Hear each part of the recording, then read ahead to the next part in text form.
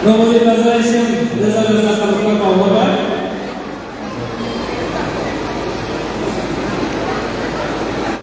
बिथांमोना गुरै खावलायबाय मोनथ'वाखै मिजिं थिदों बिथांमोना अडिशनाव पास जागोनानो मोनगोन दा बेनिखायनो जेसेबां बेबायदि बिथांमोननि नाजानायाव जाफुंसारनाय जाबोदों जोङो माने जोबोद गोजोननाय मोनदों आरो बिनि थाखाय जोंनि क'क्राझार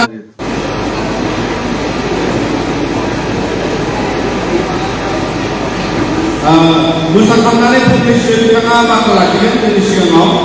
दा ओंखायनो बिथाङा दा मोसानो